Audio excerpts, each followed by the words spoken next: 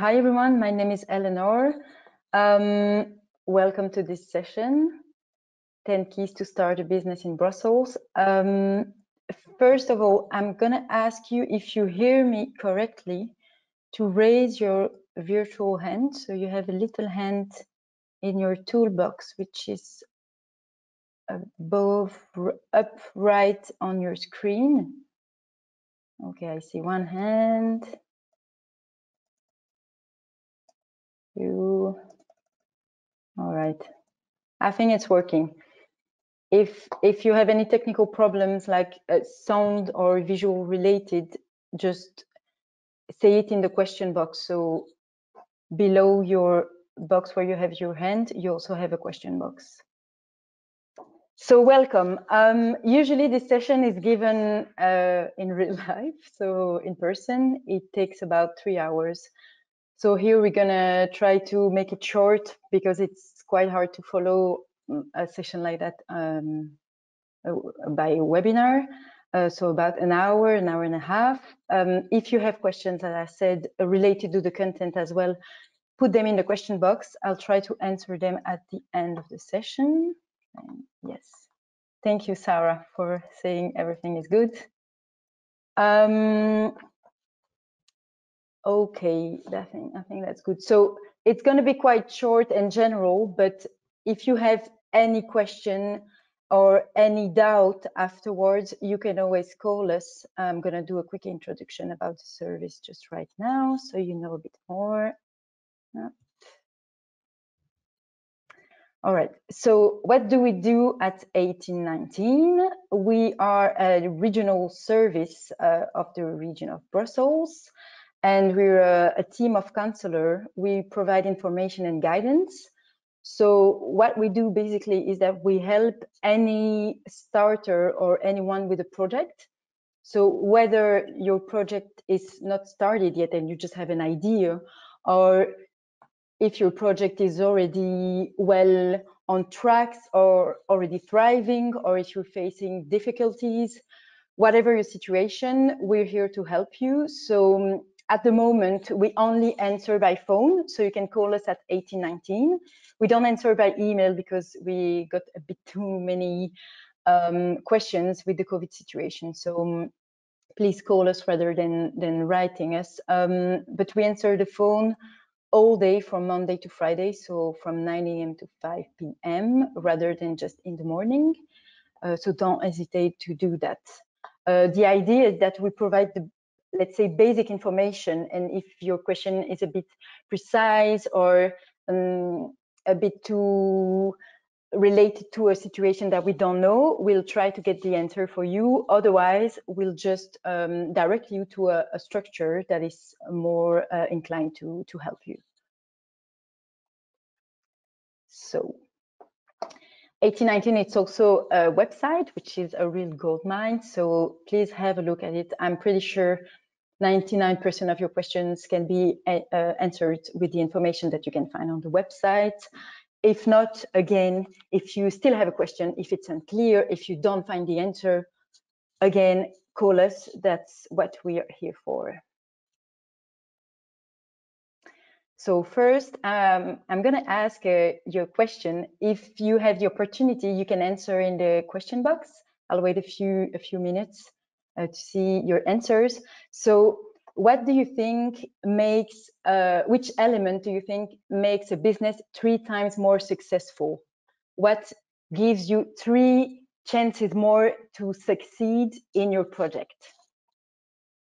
Just wait a minute for the answers if you have an idea. Otherwise, just think in your head.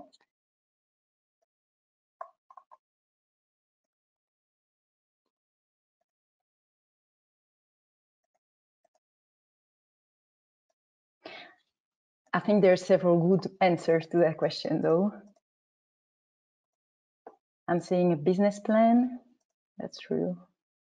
Answer a specific need. Authenticity. Have a unique selling advantage. Having enough resources and time. Wow. You know already quite a lot. That's impressive. Understanding the field and audience. innovation, meeting a demand, a need. Well, that's quite good. I think all those answers are good anyways, but my question was a bit tricky. It's a bit, yeah, it's your answers are right as well, but it's just that we actually understood that taking over a company rather than creating a business from scratch has three times more chances to succeed. So there are different reasons to that, but the thing is that a company that is already existing, most of the time, if it's healthy, it gives you the right tools to succeed. Plus, you have a guarantee of salary. Most banks are more likely to lend you money if you take over a company rather than creating one. And also, we're getting to a time where a lot of people in their 60s are starting to stop working, and they are in Brussels and in Belgium very healthy companies that you can take over. So that's just a criteria to consider if you want to start a project. It can be interesting to think about it. So if you're interested in that, don't hesitate to call us again. There are specific supports, and there's also a new project which is Reload Yourself. It has been used for Chameleon that had been taken over by the employees. So there are specific coachings for that. So that was just a little side note. So now we enter the presentation itself. These are the 10 key points that we are going to tackle today. So we're going to talk about the permits and licenses that are linked to your business. Also the legal form that you can choose. There are two main legal forms that you can choose in Belgium. What are the administrative steps to set up your business? It's quite easy. It's easier than most people think. How to prepare, how to surround yourself with the best key partners and who they are, how to fund your project and find subsidies to fund it as well, and the importance of getting things done in advance and where to install it. All right. First point, so the permit and licenses. So there are a few things that you need to know. First of all, this is for every non-European citizen, or people that are living in Switzerland, Norway, Iceland, Liechtenstein, and that's it. If you're not a resident from those countries, plus EU, you will need a professional card to set up a business in Belgium. So that's something you have to ask to the business counter. Business counters, it's a guichet d'entreprise in French. So that's the structure that will register you as a self-employed or business owner. Besides that, you will also need to prove that you have basic knowledge of business management. That's something that is asked in Brussels and in Wallonia. It's not asked in Flanders anymore. So it's always good to know. It's going to be based on where you live, so your siège social, so that's where your activity is based. So if you live in Flanders, you won't have to prove that. If you live in Brussels and in Wallonia, you will have to. That's also to be checked with the business counter. I'll go just in a minute on how to prove that. And then other types of professions also need some license or certificate. Mainly, these are for professions that could cause harm to human beings. So food, construction, transport, healthcare, and so on. Again, if you have a doubt, just call us or call a business counter. They know this question quite well. So, So how do you prove your knowledge of business management? The first way to prove it is to have a degree or a certificate. Mostly any degree from higher education from a recognized school, mainly in Belgium. Again, that's to be seen with the business counters. It really depends from a school to another if it's out of Belgium. But any higher degree, so bachelor or master's or certificate, can lead to prove that you have the basic business knowledge to start a business.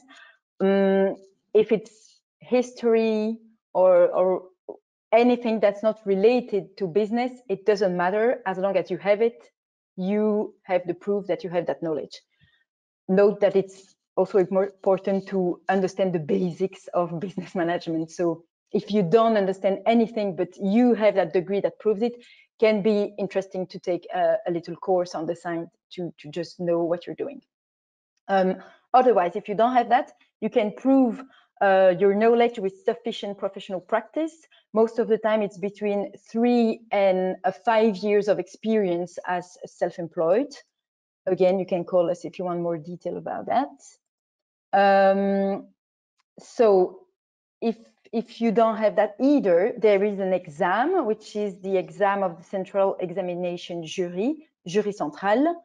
The only issue, if you don't speak French or Dutch, it's that it's only available in French and Dutch at the moment. Besides that, you have specific trainings as well, a few weeks or months training that give you the proof of knowledge. And the last possibility, that's only valid if you are self-employed and not if you own a company. I will come back to that later, but if you are self-employed, you can borrow a relative's business knowledge. So it's a relative up to the 2nd degree, so parents, grandparents, children, grandchildren, a spouse, and brothers, sisters, basically. So if that person has the business knowledge, you can ask them to help you with your project. Some other types of profession or areas also ask for specific licenses, like travel agencies, touristic accommodation, everything that's related to food, so restaurants, cafes, etc. But I won't go much in detail about that here. Just have a question. I'm just gonna check it now. So someone is asking me, is telling me she has been an entrepreneur for 10 years. She probably won't need to present a proof of, she will need to present a proof by proving that she's been an entrepreneur for 10 years, but being an entrepreneur for 10 years is sufficient to prove that you have the basic business knowledge to start a business. It doesn't matter how long ago it's been, but to make sure of that, always call a business counter, because they're the structure that check that when they register you. So another point related to specific authorization is urbanistic and environmental permits. I won't go much in detail about that because it's quite specific, but bear in mind that don't always trust the real estate agent or the owner of a building or a premises. If you need a commercial premises, it's really important to have the right authorization. It's linked either to the type of activity, or if you have to do any transformation to the building, whether it's structural or the facade, then you'll have to have a permit for that. So if you sign a lease agreement, put in a condition in this lease agreement stating that it won't be valid until you have the right permit to actually undergo your professional activity. So that's important to know. So urbanistic permits are linked to the building, and environmental permits are linked to the building and the person. So it's basically for activities that can be that can pollute, or anything related to form of heating or garbage and so on. If you have a question about that, you can either call us or directly write to the service permit@hub.brussels, which is a service of Hub Brussels, which is specialized in permits. So most of the time we will redirect you towards them, so you can write them directly. They know the subject very well. So now, how to choose your legal form? That's the big question. So in Belgium, you have two main choices. Either you are self-employed or you create a company. There are a few main differences. The two main differences, I would say, are liability and taxes. So liability if you are self-employed, it means you don't have another structure that does your professional activity. It's just yourself. So you are liable for your professional activity. That means your asset, your private asset, is your professional asset. If there is a problem, if you have a creditor, if you owe money to the state, they can go and pick it up in your private asset. So they can seize, if allowed by a judge, of course, they can seize your house, furniture, car, money, and so on. So that can be a risk, but if the activity is not very risky, then it doesn't really matter. But that's just something to know. If you have a company, your liability as a person, as a private person, should not be taken into account if there is a problem with the company. It can be. I'll come back to that later, but it should not. The only financial liability that you have if you create a company is the money that you put in the company, but your own money will never, should never be taken if there is a problem with the company. So that's the first thing, is the liability. So the company is a different moral and legal person as yourself.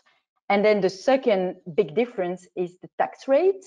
I'll just come back to that later with some slides. And also there's a slight difference between both that could have an impact in your choice. It's the cost. So register as a self-employed person doesn't cost much, and also you have a simplified accounting method, so you are not obliged to have an accountant, and it's easier to do. While for a company, it costs a bit more to set it up, around 1,500 versus 150 for self-employed, because for a company you have to go to notary, and you also have to have an accountant. So that's a cost to take into account. Besides that, the main company form that is chosen today, which is SRL,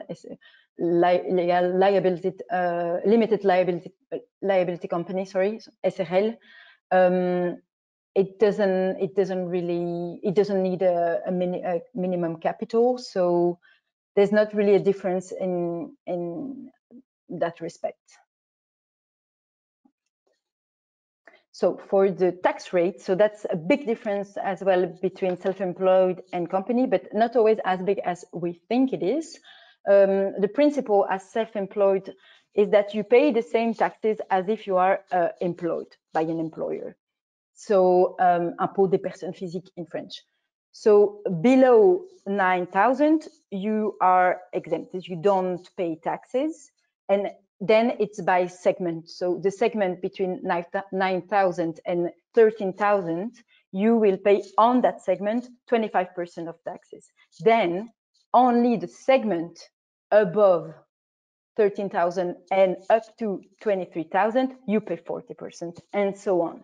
So it's just remember, it's by segment. It's not, if you go above 13,000, you're not going to pay 40% on everything that you earn. You're going to pay 40% on everything that is above 13,000. There's also municipal tax, which is around 7%, that is to take into account, and that is not applied to companies. So for the company tax rate, it's 25%. Now, if you earn less than 100,000 a year, you're going to pay 20% up to that amount, up to 100,000. Everything that is above that is going to be taxed at 25%. So the tax rate is way below than when you are self-employed, but there are some other things to bear in mind, which is when you have a company, you pay 25% taxes, okay, but that's the money of the company.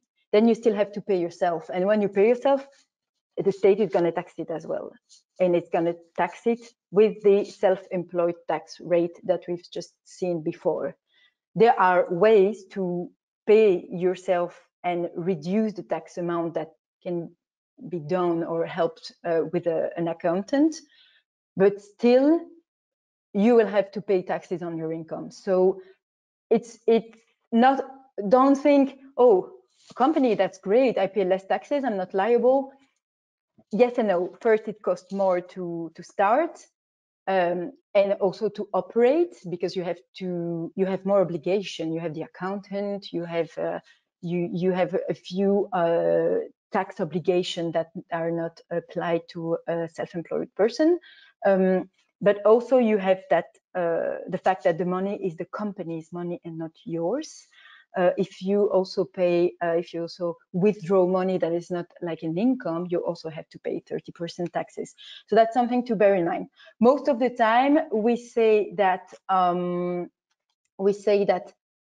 if you earn as a self-employed more than 40 or 50,000 euros a year taxable income, then it might be interesting to start a company.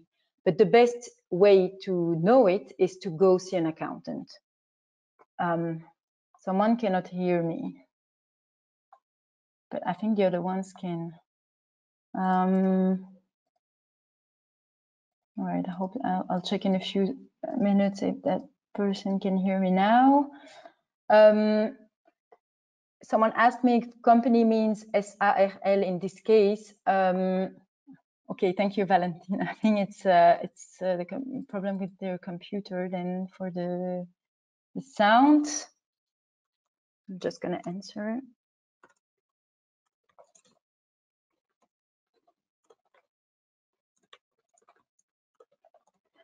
All right. So yeah, company, I'll just come back to that now, actually. So there are a few different forms of companies. So yeah, sorry, I think I just said limited liability company for SRL. I meant private limited company just before. The one that doesn't need any capital. Sorry, I think I said something wrong, but I'm just going to come back to that now. So there are a few forms of companies. There is that limited liability company, which is Société Anonyme in French. This one, it's not that anonymous anymore. So people who take shares in that company, we know their names. And this one still has a minimum capital of more than 60,000 euros. It's not the mostly common used. It's not used very often, except by very, very big companies or for very big projects. Otherwise, there is the private limited company, which is the mostly used form and the easiest to set up. This one doesn't need a minimum capital anymore. It needs what is stated as an adequate capital. So you have to do a business plan and to provide that business plan, to give that business plan to the notary when you register the company. It's super important to do it well. The fact that there is no minimum capital anymore doesn't mean that you can start a business with like €1. It always depends on the type of project that you have. Do a business plan. I'll go to that later. I'll talk about that later. There are structures that can help you with that. It's super important because, okay, the private limited company is it's a different person, it's a different moral person than yourself. So your liability is supposed to be limited. But if something goes wrong in the 3 years of creating the business, or even if something goes wrong even later than that, and the judge can prove that you did wrong, and within the 3 years, it's not even that the judge has to prove that you did wrong. The judge, within the 3 years, if you go bankrupt or if there's a big financial problem, the judge will look at that financial plan, and based on that will determine whether you injected sufficient fund and money in your activity or not. If you didn't, then you can be liable for that. So it's super important to do it well and to fund your project enough. Okay, sorry, I'm just checking the questions because thank you, Sandra. Okay, I think it's okay for the sound, I hope. All right, so just bear that in mind. The notary will never double check your financial plan, but in case of problem, the judge will, so super important. Then you have the cooperative company, that's for a more cooperative project, as its name says. So minimum 3 people for something like a communal project or neighborhood project. Then you have the partnership. These are different types or a bit different forms of society. So in French, société en nom collectif et société en commandite.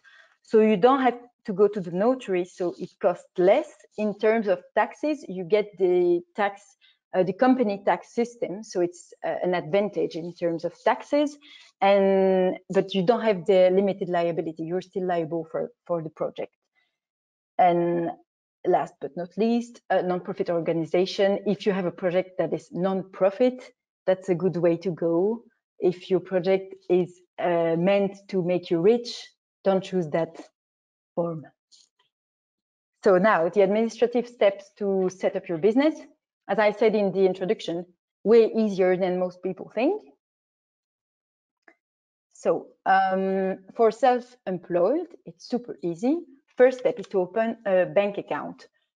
It can be any type of bank account. It doesn't have to be a private or professional one that is going to cost you 50 euros a year. It can be just a simple bank account. It just has to be separated from your bank account with which you do your private expenses. Then, when that is okay, you go to a business counter or guichet d'entreprise in French, and the business counter will register you as a self-employed. It will give you a business number. And then either you do that through the business counter or you do that yourself. You have to register to the VTA. Registering to the business counter to have the business number will cost you around 90 euros. And then registering to the VTA through the business counter will cost you around 60 euros. So in total, 150 or 90 if you do the VTA yourself. It's your choice. It's always easier to give that task to a professional and someone who knows how to do it, but that's up to you. When the VTA is okay, you need to register to a social security fund. Most business counters have a work with a social security fund, so they'll be able to help you with that. So that gives you some rights as pensions and family benefits for self-employed people. And the last thing to do is register with an health insurance fund, if not done yet. And if already done, it's always better to check with them if there's no modification to do. Just gonna check the question if there's nothing urgent. Self-employed is personne physique, yes, exactly. And yeah, you can be self-employed and part of and have a company as well for another activity. All right. So registering a company for the administrative steps, it's more or less the same as registering for a self-employed activity. The only big difference is that you have to go to the notary. So first step, you also open a bank account, and then you go to the notary who is going to write the company articles, the statut in French. As I said before, you have to submit the business plan to the notary. It's not going to read it, it's not going to double check it, but you have to submit it in case there is a problem. And then the notary submits the article of incorporation to the commercial court, which is going to register you as a company in the BCE, that's Banque Carrefour des Entreprises, same for a self-employed person. Every self-employed person and every company is registered at the Banque Carrefour des Entreprises. Then it's the same as for a self-employed person. So now, how to prepare your business project? That's super important, because most of the time when we see a successful project, we only see the top of the iceberg. We think, oh, that's so great. It looks so nice to be self-employed. You do whatever you want. But what we don't see is all the failures, all the effort, all the time consumed. It takes quite a lot. So it's super important to prepare.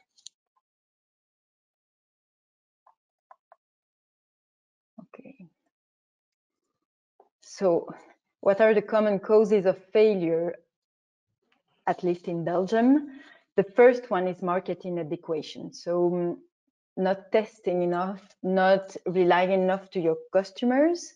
So that's super important. The market survey is the base. You need to know why you're selling your product and to who you're selling it. If you have a crazy genius idea, but it has never been done before, might be a crazy genius idea that no one never thought about, and that for which there's really a demand, but there might also be a reason why no one never did it before. Maybe it's just because there is no customer for that idea. So that's the first point, is to know if there are customers, and then know your customers. You have to get in their minds. You have to know their habits. You have to know their thoughts. You have to know what they like, they don't like, their family, their friends, and everything. That's super important. And also the feedback that it can give you. For your market survey, don't hesitate to talk about your project with people around you, family, friends. Sometimes people are afraid to do that because they're afraid people are going to steal their idea, but most of the time it's just very useful. People give us feedbacks. They can point out what are maybe opportunities that we didn't see, or maybe faults that we were not about to prevent. So it's always good to do so. Another inadequation that can happen is too many competitors. Again, part of the market survey, know your competitors. If you want to open a Thai restaurant in a street full of Thai restaurants, might not be the best idea. If you still want to do so, make sure that you have a feature that differentiates you from your competition. Otherwise, it's not going to work. And also there can be an inadequate marketing strategy. So you have your market survey, you have your customers, but your strategy is not really adapted to that. For example, you target the wrong customers, or your communication is done the wrong way. You want to create a cell phone for elderly people, and you think, okay, I'm going to do the whole communication and marketing strategy targeted around old people. I'm going to go in elderly houses. I'm really going to try to target them. But in most of the cases, it's not themselves who buy the cell phone. It's their family. Most of the time, it's their children. So you have to target the person who pays. You have to target the person who gets the banknotes out of their wallet. So that's super important.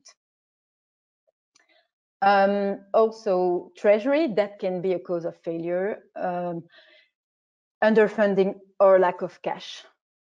Both can be related. What happens sometimes is that you don't anticipate the fact that you will have a lot of costs before getting paid by your customer.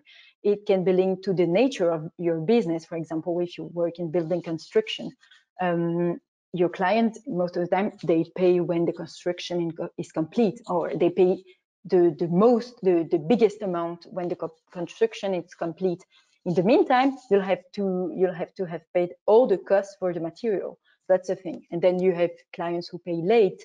It's always good to anticipate that and have enough funding to make the activity work no matter those difficulties.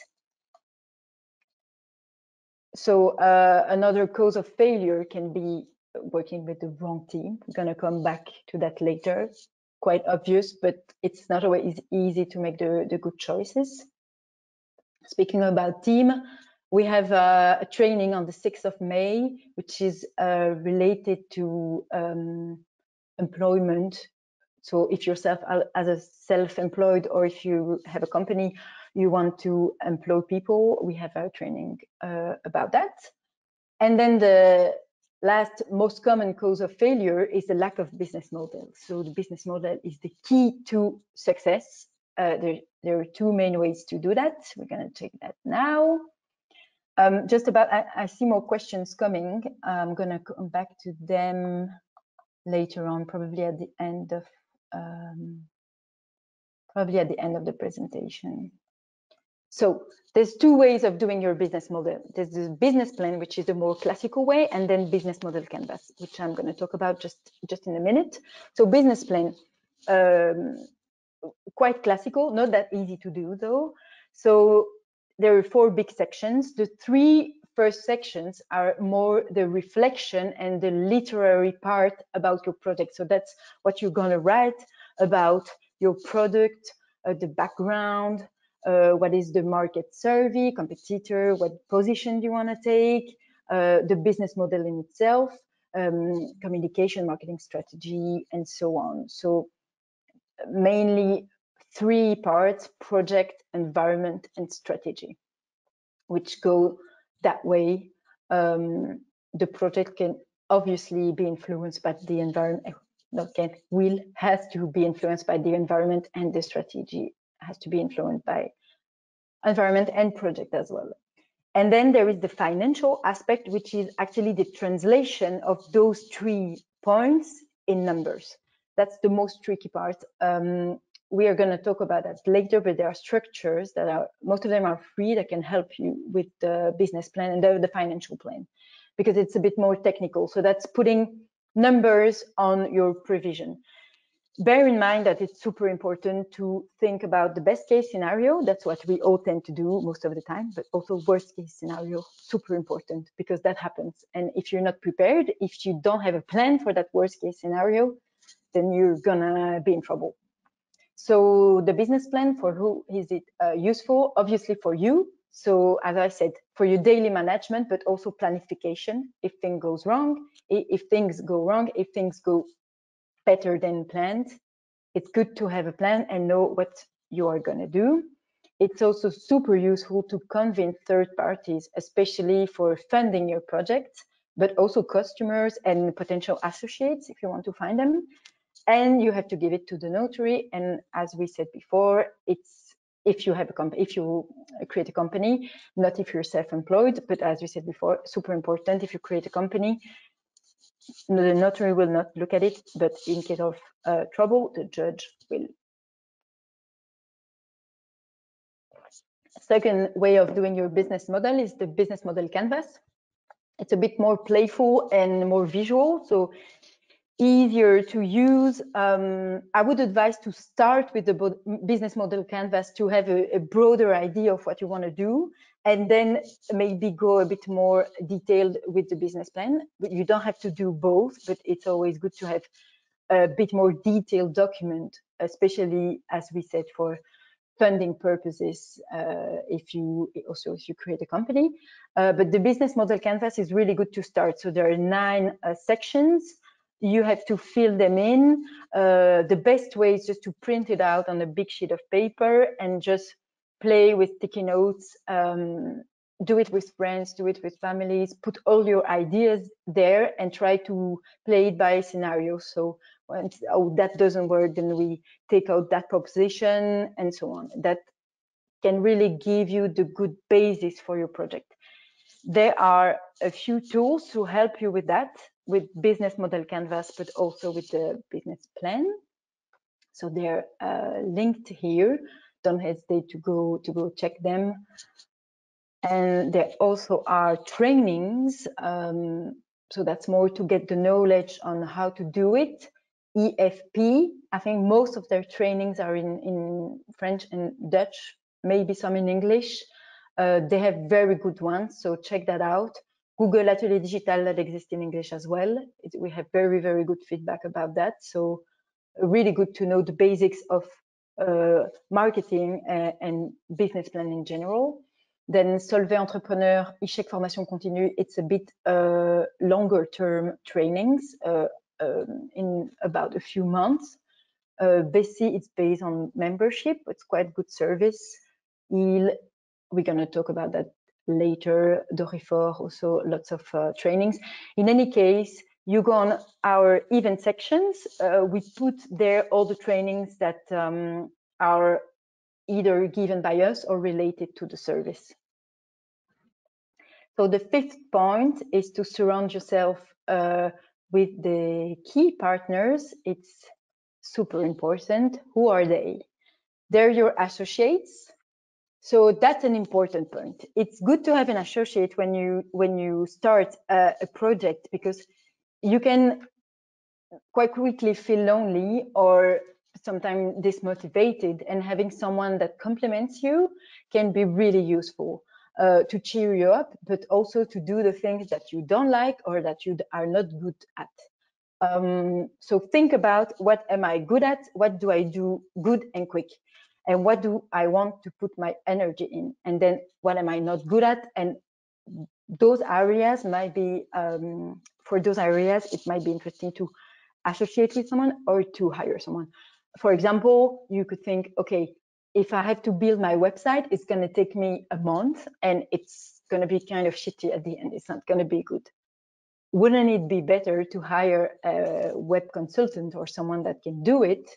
It's going to do it in a shorter amount of time. Okay, I'm going to pay this person, or you can associate with that person who's going to take part in your company, or hire him. In any case, you might pay for it, but there's going to be a return. So you can put your energy in developing the project, developing the client service, whatever you're good at. So that's good to know. In any case, if you want to associate with someone, think about it first. Make sure to choose the person wisely, and make sure, again, same as for the business plan, to think about the best case scenario, but the worst case scenario as well, and put that on paper. Sign a contract. It's like a wedding. It's like marrying someone. You're all cheery, you're all happy, excited, but think about what can go wrong and put it on paper just in case, because it happens, and it happens quite often that things go wrong. If the company faces difficulties, if the other person wants to quit, if the company is super successful and you have revenues that are super high, how do you split them? All those questions can lead to conflict. So that's super important to choose those persons wisely. Other partners that could be key to your project, we don't always think about them, but are, for example, the accountant. Whether you have a company, which then it's going to be compulsory to have an accountant, or if you are self-employed, not compulsory, but always good to have one, just maybe for one appointment, or to have one for like on a daily basis. We recommend it. Be careful. In terms of accountant, there's everything. There are good ones, there are very bad ones. So choose wisely. Again, try to talk to people that you know who are self-employed and can help you choose. There are all kinds of rates as well. There's not like a typical rate for an accountant. So compare that and make sure to choose wisely. Someone who knows taxes, obviously, who's specialized in that. The banker can be a key partner. We don't think about them very often, but it's important to have a good relationship with your banker when you have an activity. Then insurance broker, a lawyer in case of writing up contract or in case of conflict that we don't wish we have, but it can happen. Social secretary and so on.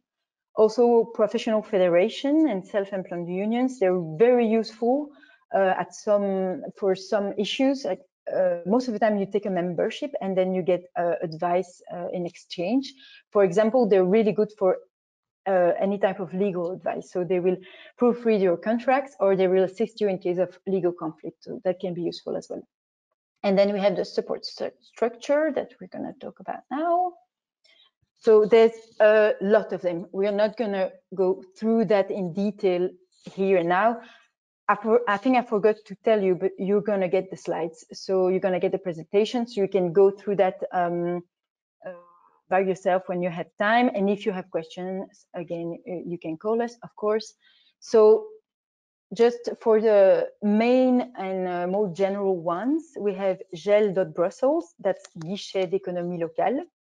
There are 5 of them in Brussels. You can go to whichever you want. There's no localization restriction or so. They can help you with every aspect of your project, and it's really personalized. So if you want to go 2 times, you go 2 times. If you want to go 20 times, you go 20 times. It's up to you and your project, and up to what you agree with them, of course. So they can help you with your legal form. They can help you with your business plan, financial plan. They know very well the question of funding and subsidy. They can help you with your applications, so that's quite useful. And also they help you when your project has already started and with the development of that project, because the most difficult part is not starting the project, is keeping it going and making it thriving. So they can help you with that as well. They are a bit more focused on artistic projects, but they also do general support. MicroStarts, mostly for people who are job seekers, registered as job seekers. For English-speaking people, Unizo, that's quite interesting. They offer coaching service for around 150 euros, which is a very good price because the coaching is very effective, so that's worth it. Then there are other structures. Basically, for example, you have to take a membership and you have a series of services in exchange, and so on. That's a small focus on women entrepreneurship, because it has been proven that it's harder for women to succeed in entrepreneurship. We have nothing against you men, but it's good to have some support structure for that. So Women in Business is a platform that gathers all the initiatives around women entrepreneurship. And then Credal offers a support that is dedicated only to women. So that's quite interesting for the network. Then we have the support services for social entrepreneurship. I'm not going to go through that here, but there are quite a lot of structures that can help you. Also, cooperative and administrative structures. Just a quick word about that. It's quite interesting if you are unemployed, especially if you have unemployment compensations, chômage, because some structures allow you to keep that allowance and start your own project. For example, Job Yourself, you can, up to 2 years, keep your unemployment allowance and start your project, and you have a coaching and a structure that helps you. It's a cooperative, so you don't have your own business number and your own VTA number. You use the one of Job Yourself, but it's quite interesting in terms of financial safety and kind of being reassured in starting your project. Same with Smart, it's a cooperative as well. If you have questions about that, it's best to call us, because it always depends on the situation of the person. So it's good to call us for that. So there are also structures that are specialized in artistic creative activities, IT, and also some sectors like green building, everything that is audiovisual, the areas that are important for Brussels region. Just checking if there's no urgent question or technical problem. That's fine. I'm going to take those questions at the end. So, sorry. So for legal questions, we also have structure that can help you. For that, again, call us, because it depends if it's a matter of creating a business and you have legal questions regarding contracts, for example, or if it's a matter of conflict. And there are specific structure for young entrepreneurs as well. Young meaning under 30, so hurry up if you're not there yet. I mean, I think they're flexible, but that's the idea. So now, a very important question that we get quite often on the phone is how to fund your project. There is more than just banks, that's true. However, don't forget banks, you can always try. As I said earlier, if you take over a business, it's going to be easier for a bank to lend you money. If you create a business from scratch, it can be difficult. They ask for a lot of guarantee, but you can always try. The interest rates are usually lower than microcredits, but I'll come back to that just in a second. But the first thing to consider is the triple F, so family, friends, and fools. Just your closed ones who believe in your project and want to invest some money in it. That's a good thing to do. For private investors, there are mechanisms of tax shelters, so they get a tax reduction if they invest in a private project. For example, now we have the prêt proxy by the region of Brussels, which give the possibility to people, just people, to invest in a private project, and they will get tax incentive in return. So it can be interesting. That can be a selling point for you to try to persuade people to invest money in your project. Then, of course, you have the business angels. For that, you have to have a very solid business plan. And most of the time, it's easier to get a business angel to invest in your project if you are associated with someone, because most of the time they think if there's only one person and something happens to that person, there's no project anymore. So it's better to be two at least. Then we have the microcredit. So the microcredit, the microcredit, usually the interest rate is higher than at a bank, but it's for a microcredit, so small amounts. They don't ask for as many guarantees as a bank. So it can be interesting if you need 5,000 euros, for example. It's just what you need to invest in a machine or some equipment. That can be really interesting. Then there is the crowdfunding, which is quite trendy at the moment. There's quite a lot of people who've done that quite successfully these last times. So you can raise quite a lot of money in a short amount of time. The thing is that you have to have a very good communication. So it involves quite a lot of work. If it doesn't work, it might mean that there is a problem either with your product or with your communication. So if it doesn't work, put your project back in perspective, maybe seek some help or some advice from a third party. It can be interesting to know why it didn't work. So that's good to know. Just checking if I didn't forget anything about the crowdfunding. So no, that's it. But just it's also good. Oh yeah, sorry. Just one thing that can be interesting with the crowdfunding is that it can help you get a loan from a bank, because you can go to the bank and say, look, how many people are already interested in buying my product or my service. It's more for products, but it gives a guarantee to the bank, and it also gives you a good market survey and can give you a good feedback from your future customers. So that's a good thing to do if you're good in communication and want to try this idea. And then there is the public funding. It can go from a very, very little amount to a very, very big amount, but there you have to have very, very solid project. If you have questions about that, you can call us again. So these are just some details about the structures that provide microcredit and crowdfunding. Again, you'll get the presentation, so you'll get the chance to have a closer look at them, and that's for public funding. Then the last thing that is important in terms of funding is Fonds Bruxellois de Garantie. This structure can give you the guarantee that is asked, for example, by a bank to get a loan and that you don't have. So that's a possibility as well. Now, can I receive subsidy for my project? It said company, but it's most of the time it's okay for company and self-employed people.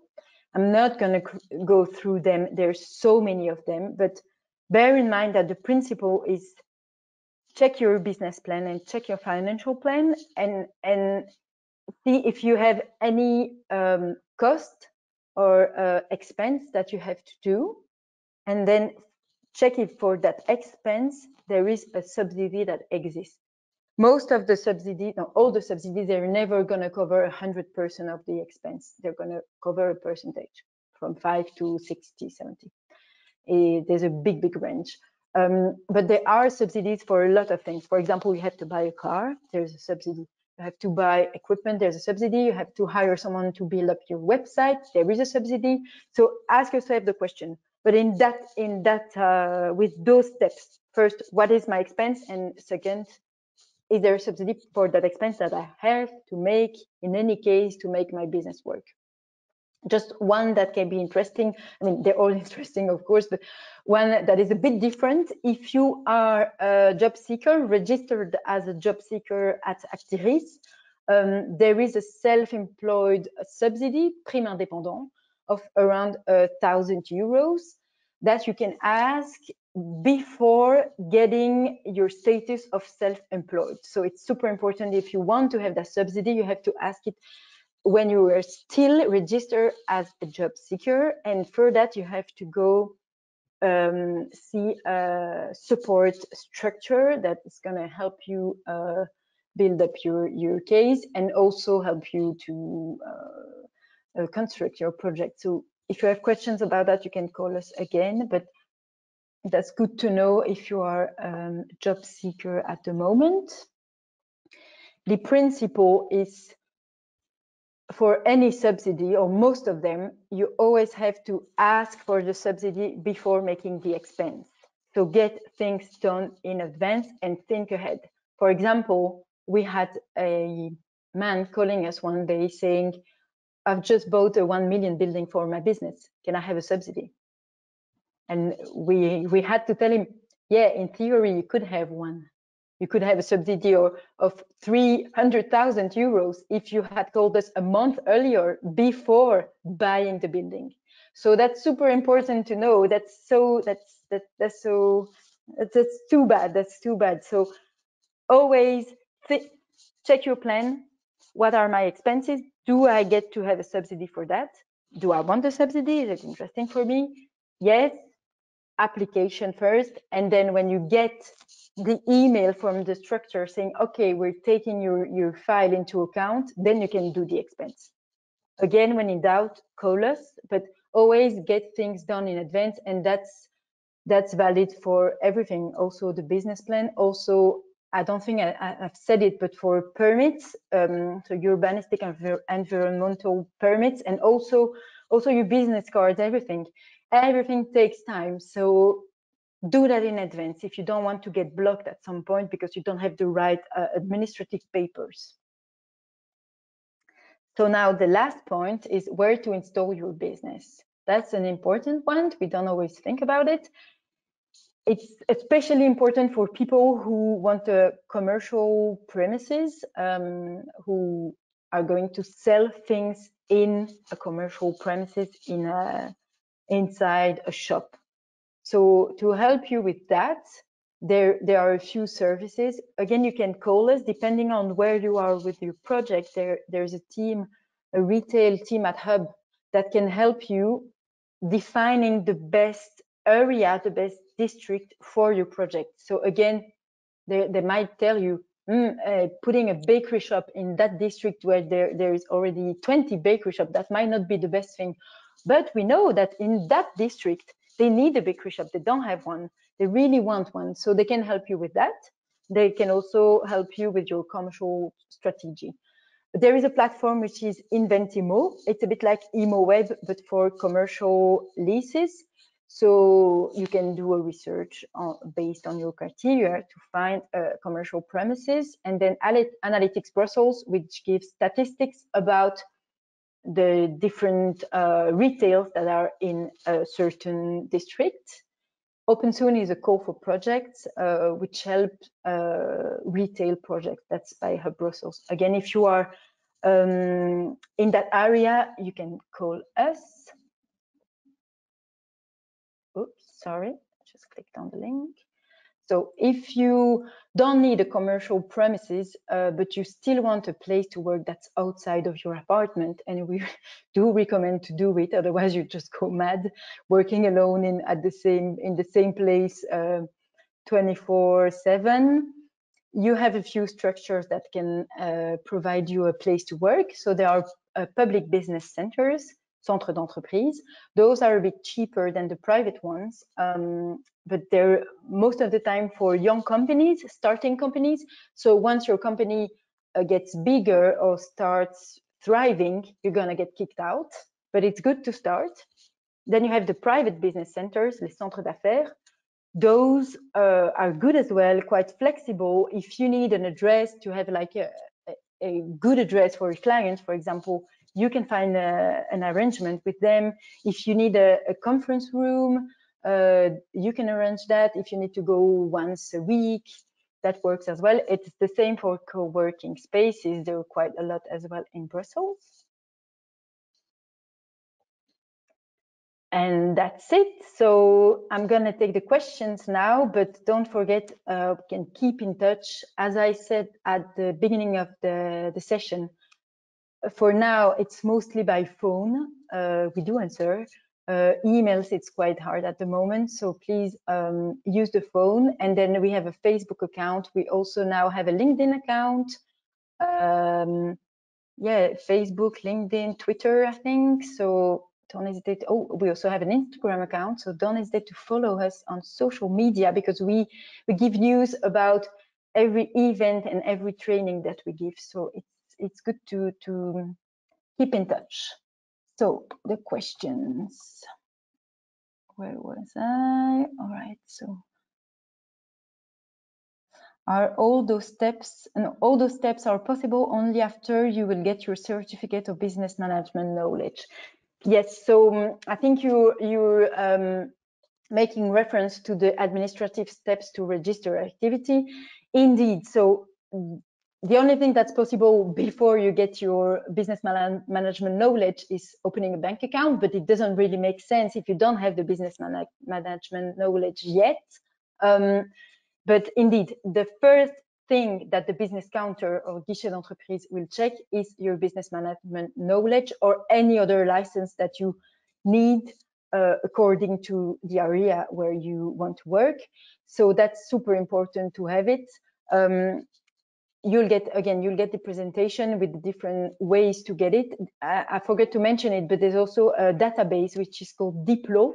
So if you have a diploma, you can do a research with that diploma in that database and see if it gives you the business management knowledge or not. Just a little precision about that.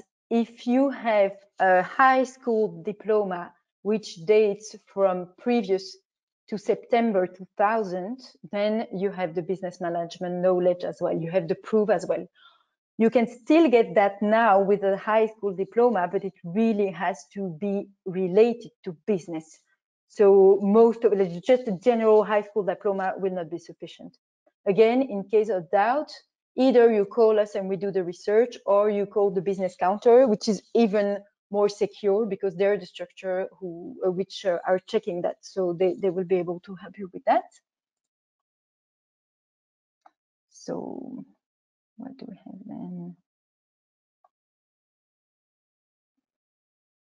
How about the description of the experience of the team to demonstrate that they will be able to implement successfully the plan? I don't really understand. What do you mean? Is it related to the association with someone? Or is it related to the business plan? I think if you're referring to a team, it's supposed to be related to the association, maybe both of them. I don't really get your question like that. The best thing, if you're not able to give me more information now, is to call us tomorrow. We'll be able to discuss that in more detail tomorrow for sure. So don't hesitate, from 9 to 5. And then what do you think about smart co-op to start a business as self-employed? Again, for that, it's best to call us, because smart, it really depends on the type of business that you want to start. Most of the people who are starting an artistic business, or maybe quite a lot of people who are doing consultancy, they go through smart. it's super interesting if you have the unemployment allowances, the chômage, because then when you work, you do your invoices through Smart. You don't get the allowances, but then when you don't work, you get the allowances. So it gives you a safety. It really depends on the type of activity. And also Smart doesn't allow all activities. If it's really risky, they won't allow. Again, for that, it's better to call us and then go to an information session by Smart where they explain all that. Also good to know, if you go to a cooperative like Smart, you have to give them a percentage of your income. For Smart, it's 6%, I think. But then they take care of all the administrative stuff, and you are not registered as self-employed itself. You are a bit like an employed person working for Smart. So they pay everything for you and you get your netto. But again, depends on the activity. It's quite useful for activities that have that generate income that are very fluctuant. So if you earn a lot in a month and then nothing for 3 months, it can be really good because you don't have to pay everything that you have to pay when you are self-employed and you don't work. So that can be interesting. So I have precision related to the other question. So about the team to mention in the business plan, you say that it's important to mention that, especially for investors. Indeed, that's true. If your project is based on working with a team, either employees or associates, it's obviously, yeah, you're right to mention that. It's important to state it in the business plan. Then okay, so I think that was more a statement than a question. Please tell me if I'm wrong, but indeed it's super important. If you are sure that you will need a team, put it in the business plan, because that generates costs and that also can provide also a guarantee of success. If it's an associate, as I said, for example, for a bank or a business angel, it might be a guarantee if you're not alone on the project. Then there is another question. I'm just checking the time. We still have some time. So all steps referred to register as self-employed apply also to register as indépendant à titre complémentaire. So indépendant à titre complémentaire, in English, complementary self-employed. I don't know how to say it. It's when you have an activity as an employed person, you have a salary, and then you have to be at least working mid-time, and then on the side you have another activity as self-employed. Yes, the steps are the same. The only difference is that when you register to the business counter, just don't forget to mention that it's à titre complémentaire. They're going to ask for your employment contract to prove that, but the steps are exactly the same, indeed. All right. Is Smart or other cooperative interesting if you are self-employed in the indépendant complémentaire for consultancy work next to a salary employment, or is it wiser to manage the few only invoices and administrative steps to register yourself? That depends on what you want. We in the service, we're never going to be able to tell you that's the best for you. There's a few things to consider. Smart, it's easier on an administrative viewpoint, so you have to do less yourself. While being self-employed, you'll have to do your BTA declaration, your tax declaration. So that's two things. Next to that, there is the financial aspect of it. When you go with Smart, you are going to be taxed more as if an employee, but you have to give 6% of your revenue to Smart. When you are self-employed, you have the tax that is the same tax as an employed person. So as we saw with the different segments, and then you have to pay your cotisation sociale, which are, when you are indépendant complémentaire, they are minimum 82, 83 euros per trimester, per 3 months, and then they're always going to be recalculated to correspond to 20.5% of your revenues. So that's good to know. The thing is, the good thing to do is to do a kind of a scenario and see what fits you best, and also in terms of financial income, what should leave you with the most money. That's something to consider. But also you have to consider whether you want to do that yourself or have the help of Smart. You can always start with Smart and then go to the self-employed status. There's no restriction to that. You can always move from one to another, such as you can move from self-employed to having a company. You can always do that with no problem. In your case, the best is probably to call. Oops, sorry, there's a problem with my presentation.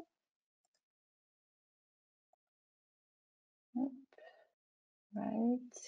So in your case, the best is probably to call us tomorrow, so we can check that together a bit more. Because yeah, it really depends on the type of activity and whether you're gonna have very linear income or not. I think that's all for the questions. Yes, so to call us, the number, it's easy. It's 1819. So you just dial 1819 and you're gonna get me or one of my colleagues that are shown in the pictures there. So tomorrow from 9 to 5, or any day of the week next week. If you have a specific question related to your status or your project, it's always better to call us so we can discuss for a bit longer and see with you what are the possibilities. Again, if you are hesitating between a status or another, if you're hesitating to go to a cooperative or not, you can always go to a support structure and they can help you with that as well. Because they'll help you with your financial plan, they'll help you with your status, all that are intricated in a way. So they'll help you with deciding that as well. I think that's all for now. I'll just wait one more minute in case there is one more question.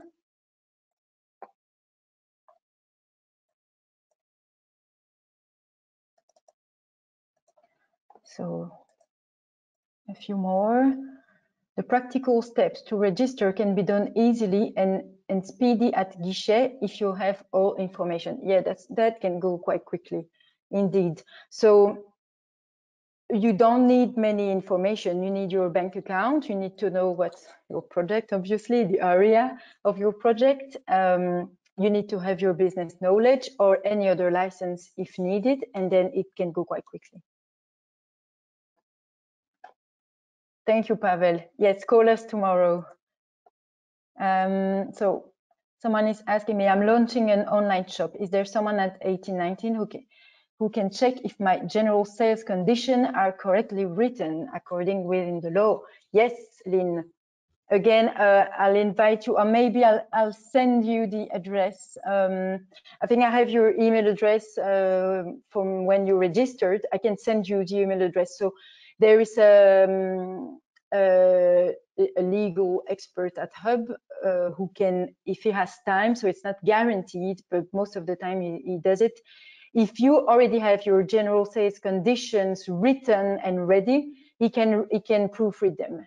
So I will send you his email address. As I said, it's not a guarantee. Otherwise, if that doesn't work with him, you can maybe register to BESI, so take a membership or any other corporation, and they will proofread your legal documents, but that costs a bit. It's not crazy amount, but it's not free. And also support services such as the GEL, Guichet d'économie locale, can do that as well. And there's also, we offer legal event. So it's a permanence. It's called Parlons de droit. So if you go on our website 1819.brussels event section, then you can sort out the types of event by organizer on the left. Click to 1819, and you see we have Parlons de droit. That gives you the opportunity to have a 45 minute or 30, whatever, a free call with a lawyer from Brussels Bar to talk about any legal aspect related to launching your business. So it's not available if you have a legal conflict, but it's available if you have a question regarding launching a business. Yeah, 30 minutes, my colleague is saying 30 minutes. So Lynn, you can do that. If it's not clear or you have more questions, again, you can call us. I'll send you the address for the proofreading, but try the permanence juridique as well. I'm sure that can help. All right.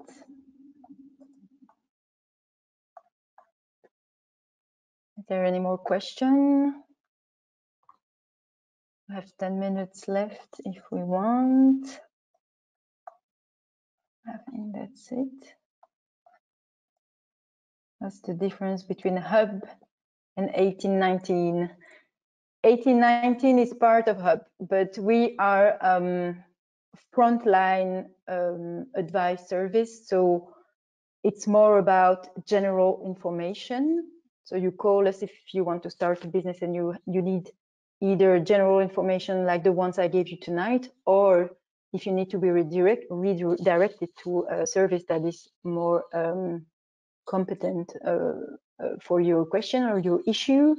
And then Hub provides support for projects that are most of the time that will give a value to the region, but it's specific to some sectors. So they have everything that is related to green building, all the green projects in general, restaurants, cafe, retail, sciences. It's more specific in a way. We're like the front line. So the first thing to do is to call us, and if your project could be entitled to support by Hub Brussels, then we will redirect you to them. No, yes, Hub is a public service, so yes, it's for everyone. But in terms of support for a project, it's specific projects. It's based on application, but they have also a lot of trainings that are available for everyone. They have a lot of things to offer. But if you have a question about Hub and if Hub could help you and how, the first thing to do is to call us. We are like the front door of Hub. So call us and then we can redirect you, because there are different departments inside of Hub. As I said, there is a legal person. There are very different departments. So it really depends on your question and on your project.